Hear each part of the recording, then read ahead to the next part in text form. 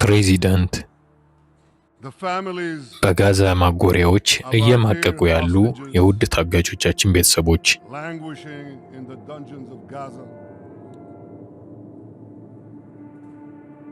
ክቡራትና ክቡራን፣ ባለፈው ዓመት በዚህ መድረክ ቆሜ ይህን ካርታ አሳይቻለሁ። ይህ ካርታ የኢራንን የተረገመ የሽብር አጋር የሚያሳይ ነው። ይህ አጋርነት የዓለምን ሁሉ ሰላም አስክቷል። የእኛን ቀጠና መረጋጋትና የሀገሬን እስራኤልን በህልውና የመኖር ሁኔታም አስክቷል። ኢራን ግዙፍ የኒውክሌር መሳሪያ ፕሮግራምን እንዲሁም ግዙፍ የባሊስቲክ ሚሳኤል ፕሮግራም በፍጥነት እያበለጸገች ነበር። እነርሱ ይሉ የነበረው እስራኤልን ብቻ ለማጥፋት አልነበረም። ነገር ግን እነርሱ ዩናይትድ ስቴትስን ለማስፈራራትና በየቦታው አገሮችን ለማስገደድም ጭምር ነው። ከጋዛ የሐያ ሲንዋር ብዙ የሚሆኑ የሐማስ አሸባሪዎችን አሰማርቷል። እነርሱም በኦክቶበር 7 ወደ እስራኤል በመግባት የማይነገር አረመኔያዊ ድርጊትን ፈጽመዋል። ከሊባኖስ ሐሰን ነስረላ በሺህ የሚቆጠሩ ሚሳኤሎችን እና ሮኬቶችን ወደ ከተሞቻችን አስመንጥቋል። ዜጎቻችንንም አሸብሯል። በሶሪያም ገዳዩና አምባገነኑ አሳድ የኢራንን ኃይሎች በማጎር በጉሮሯችን ዙሪያ የሞትን ገመድ በፍጥነት በመጎተት ላይ ነበር። በየመን ሁቲዎች በቀይ ባህር የዓለም አቀፍን ንግድ በማናወጥ ባሊስቲክ ሚሳኤሎችን በእስራኤል ላይ አስመንጥቀዋል። ስለዚህ ባለፈው ዓመት ምንድን ነበር የሆነው? ትላንትን ጨምሮ እኛ ሁቲዎችን ቀጥቅጠናቸዋል። የሐማስን ግዙፍ የሽብር ማሽን አድቅቀናል። ሒዝቦላንም ሽባ አድርገናል። አብዛኛውን መሪዎችን በመንጠቅና መሳሪያዎችን የሚያመርትባቸውን ቦታዎች በማስወገድ እነዚያን የሬዲዮ መልእክት መነጋገሪያዎቹ እና ፔጀሮቹን አስታወሳችሁ? ለሒዝቦላ መልእክት ላክንለት። እመኑኝ መልእክቱ ደርሷቸዋል። በሺህ የሚቆጠሩ አሸባሪዎች መሬት ላይ ወድቀዋል። በሶሪያ የአሳድን የጦር መሳሪያ አጥፍተናል። በኢራቅ የኢራንን ሺዓ ሚሊሺያዎችን ያሰናክለናል። ዋናው ነገርም በዚህ ባለፈው ዓመት በባለፉት 10 ዓመታት ሰርተናል ብዬ ልነግራችሁ ከምችለው ከምንም ነገር በላይ የኢራንን አቶሚክ መሳሪያዎችና ባሊስቲክ ሚሳኤሎች ፕሮግራምን አውድመናል።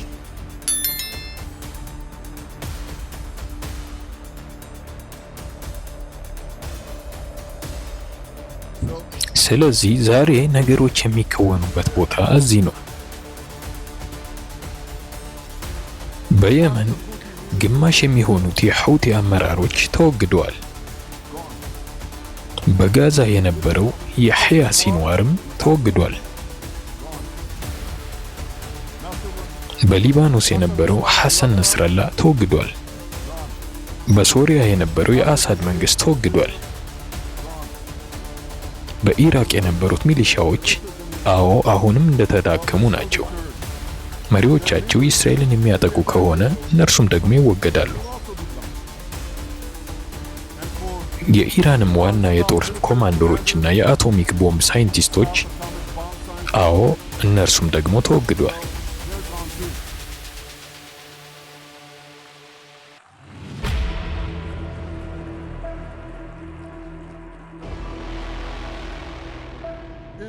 እኔ ህዝብ እንደ አንበሳ ይቆማል ብዬ በጠራሁት ዘመቻ ያም የተወሰደው ከቅዱስ መጽሐፍ ነው።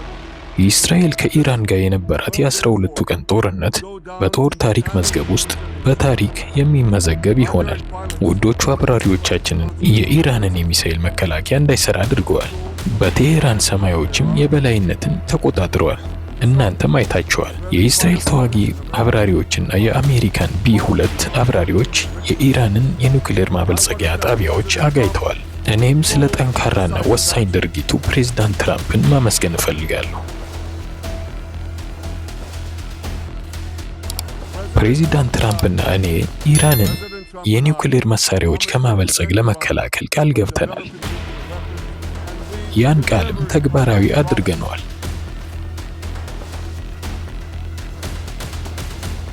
ለኢራን ይልቁንም ለእስራኤል ስጋት የነበረውን እንዲሁ ለሰለጠነው ዓለም ገዳይ ስጋት የነበረውን ቋሚ ስጋት አስወግደናል። የሚሊዮኖችና የሚሊዮኖችን ሕይወት ሊነጥቅ የነበረውን ጥቁር ደመና አንስተናል። ነገር ግን ክቡራትና ክቡራን፣ እኛ ንቁ መሆን አለብን። እኛ በእርግጥም ግልጽና ንቁ መሆን አለብን። ኢራን የጦር ኒውክሌር አቅሞቿን መልሳ እንድትገነባ መፍቀድ የለብንም። የኢራን የበለጸጉ ዩራኒየም ክምችቶች፣ እነዚህ ክምችቶች መወገድ አለባቸው። ነገም በኢራን ላይ የነበሩት የዩኤን ደህንነት ካውንስል ማዕቀቦች መልሰው መተግበር አለባቸው።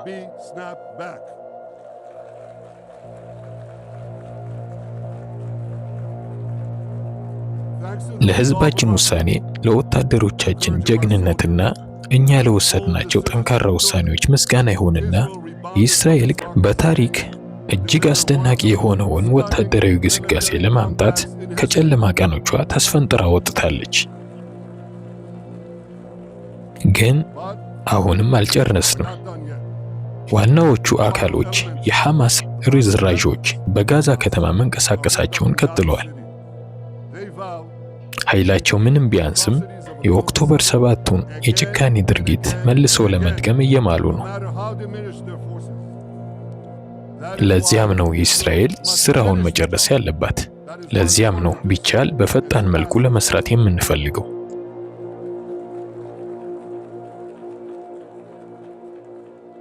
ክቡራትና ክቡራን፣ አብዛኛው ዓለም ኦክቶበር 7ን አያስታውሰውም። እኛ ግን እናስታውሰዋለን። እስራኤል ኦክቶበር 7ን ታስታውሰዋለች። እንግዲያው እኔም ኦክቶበር 7ን እንድታስታውሱት እነግራችኋለሁ። ይህን ትልቅ ልጥፍ ታዩታላችሁ።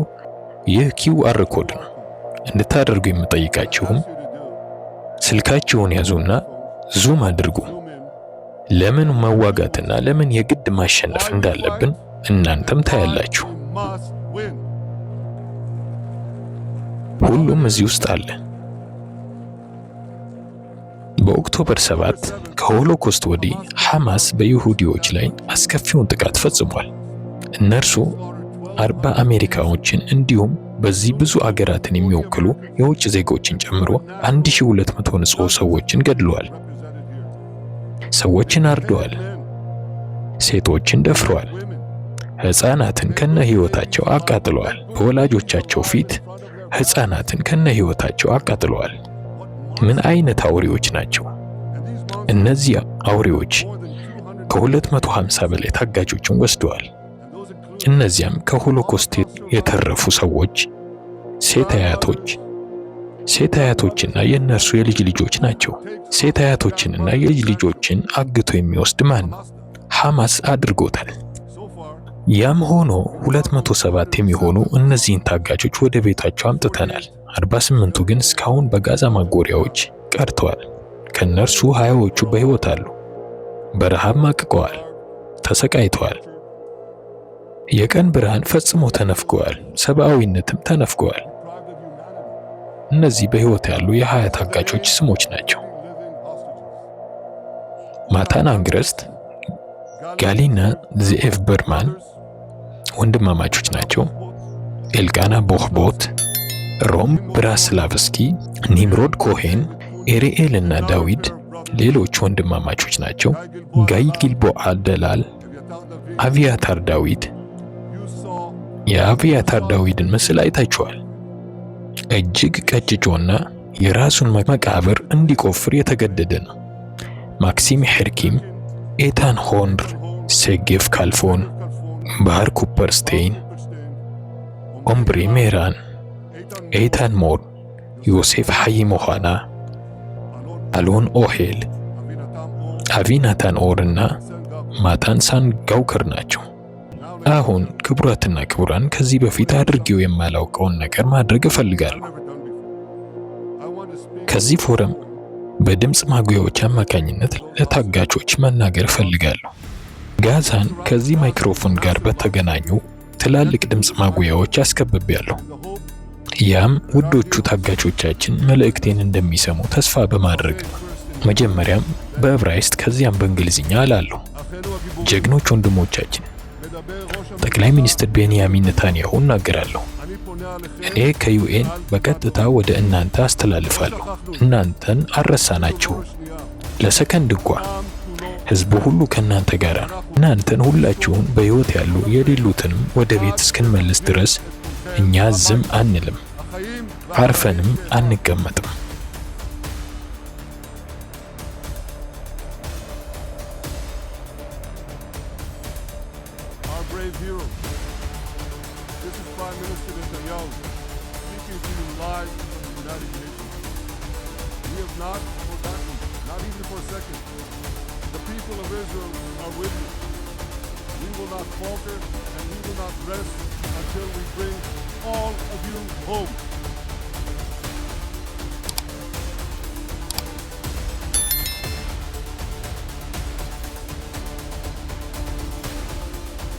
ክቡራትና ክቡራን፣ ለእስራኤል የመረብ ደህንነት ጥረቶች ምስጋና ይሁንና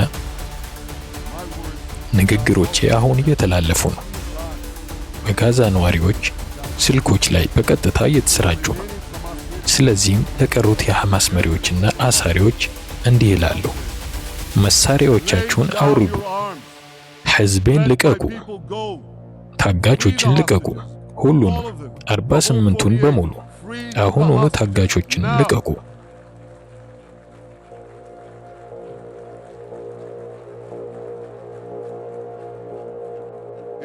ይህን ካደረጋችሁ በሕይወት ትኖራላችሁ። እንቢ ካላችሁ እስራኤል ታድናችኋለች። ክቡራትና ክቡራን፣ ሐማስ የእኛን ጥያቄዎች ለመመለስ ከተስማማ ጦርነቱ አሁን ሊያበቃ ይችላል። ጋዛ መሳሪያ ትፈታለች። እስራኤልም ሙሉ በሙሉ የደህንነት ቁጥጥርን ታገኛለች። ሰላማዊ የዜጎች ስልጣን በጋዛ ነዋሪዎች ይመሰረታል። ሌሎችም ከእስራኤል ጋር ለሰላም ይተጋሉ። እርግጥ ነው በጋዛ ያለው ጦርነት እያንዳንዱን እስራኤላዊ እንደጎዳ ትገነዘባላችሁ። በኒውዮርክ፣ በለንደን ወይም በሜልቦርን ያሉና በየትኛው ቦታ ያሉ ሰዎች ምናልባትም ይህ ሁሉ ከኔ ጋር ምን ያገናኘዋል ሊሉ ይችላሉ። መልሱም ሁሉም ነገር ነው። ምክንያቱም የኛ ጠላቶች የእናንተም ጠላቶች ናቸው። ስለዚህ አንድ ነገር እናድርግ። መጀመሪያም በዩኤን ጥያቄና መልስ እናድርግ። መልሱን ካወቃችሁም እጃችሁን አንሱ። ይኸውና የመጀመሪያው ጥያቄ፣ ሞት ለአሜሪካ ብሎ የሚጮኸው ማን ነው? ኤ ኢራን፣ ቢ ሐማስ፣ ሲ ሄዝባላ፣ ዲ ሁቲዎች ወይም ኢ ሁሉም መልስ ነው? ሁሉም መልስ ነው። ትክክል፣ ሁሉም መልስ ነው። ሁለተኛ ጥያቄ፣ አሜሪካዎችንና አውሮፓውያንን በግፍ የገደለ ማን ነው? ኤ አልቃኢዳ፣ ቢ ሐማስ፣ ሲ ሄዝባላ፣ ዲ ኢራን ወይም ኢ ሁሉም መልስ ነው? በድጋሚ ትክክል፣ ሁሉም መልስ ነው። ስለዚህ ላቀርቡ የፈለኩት ነጥብ ይህ ነው። የኛ ጠላቶች ሁላችንን በእኩል መጠን ይጠሉናል። እነርሱ ዘመናዊውን ዓለም ወደ አለፈው ጊዜ ሁከት፣ አክራሪነትና ሽብር ወደ ተጠናወተው የጨለማ ዘመን ለመመለስ ይፈልጋሉ። እንደማስበው ብዙዎቻችሁ በማህበረሰቦቻችሁ መሃል የአክራሪ እስላማውያንን መፋፋም ታውቁታላችሁ። እናንተ በደንብ ታውቁታላችሁ። እርግጠኛ ነኝ ታውቁታላችሁ። እስራኤል የእናንተን ውጊያ እንደምትዋጋ በጽኑ ታውቁታላችሁ። ስለዚህ አንድ ሚስጥር ልነግራችሁ ፈልጋለሁ። ከተዘጉ በሮች ጀርባ በአደባባይ ሲኮንኑን የነበሩ ብዙ መሪዎች በግል ያመሰግኑናል። ደግሞ ደጋግሞ በከተማቸው ሽብርተኛ ጥቃቶችን በመከላከልና ደግሞ ደጋግሞ በቁጥር የማይገመት ነፍሶችን ስለማዳኑ ድንቅ የሆነውን የእስራኤልን የመረብ ደህንነት እንዴት ያለ ዋጋ እንደሚሰጡት ይነግሩናል። የዩኤስ አየር ኃይል ደህንነት የቀድሞ ዋና ኃላፊ የነበረው ጀነራል ጆርጅ ኪጋን አንድ ጊዜ እንዲህ ብሏል: እስራኤል የምትሰጠንን መረጃ ዩኤስ ብቻዋን መሰብሰብ ቢኖርባት ኖሮ እኛ አምስት ሲአይኤዎችን እናቋቁም ነበር ብሏል። ባለፈው ጁን እስራኤል የኢራንን የኒውክሌር ተቋሞች በመታች ጊዜ የጀርመን ቻንስለር የሆነው ሜርዝ እውነቱን ተናግሯል። እርሱም እስራኤል ቆሻሻውን ስራ እየሰራች ያለችው ለሁላችንም ነው ብሏል። ከሌሎች መሪዎች በተሻለ መልኩ እስራኤልና አሜሪካ የጋራ ስጋት እንደተጋፈጡ ፕሬዚዳንት ትራምፕ ተረድተዋል። እርሱም ኢራንና አጋሮቿ አሜሪካውያንን በገደሉ ጊዜና አሜሪካውያንን ታጋቾች በወሰዱ ጊዜ ሞት ለአሜሪካ ብለው በጮሁ ጊዜ የአሜሪካንን ሰንደቅ ባቃጠሉ ጊዜና የአሜሪካን ፕሬዝዳንት ለመግደል በሞከሩ ጊዜ አንዴ ብቻ አይደለም 2 ጊዜ ለዛ ሁሉ የሚከፈል ዋጋ እንዳለ ለዓለም አሳይቷል።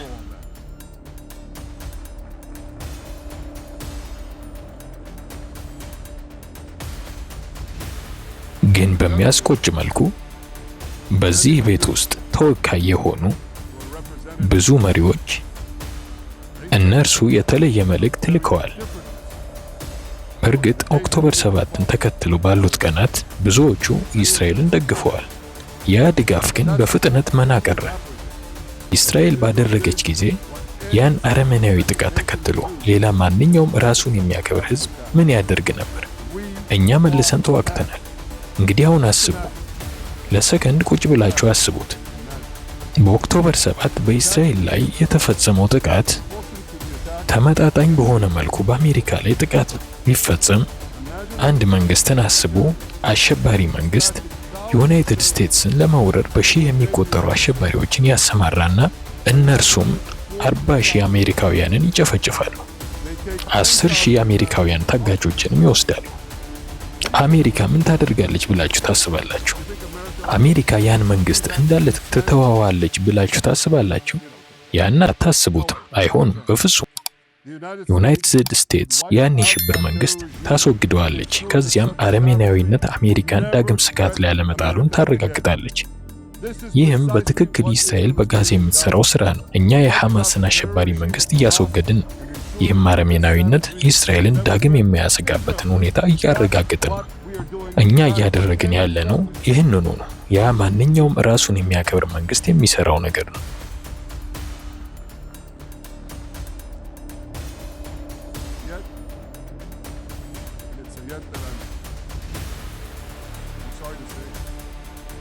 አሁንም እዚህ በመናገር ያዝናለሁ። አሁን ከጊዜ በኋላ ብዙ የዓለም መሪዎች ተጠምዝዘዋል። በወገንተኛ ሚዲያ ግፊት፣ በአክራሪ እስላማውያን ቡድኖችና በጸረ ሴማውያን ሰልፈኞች ተጠምዝዘዋል። የሚታወቅ አባባል አለ። ነገሮች አስቸጋሪ ሲሆኑ ጎበዙ እርምጃ ይወስዳል።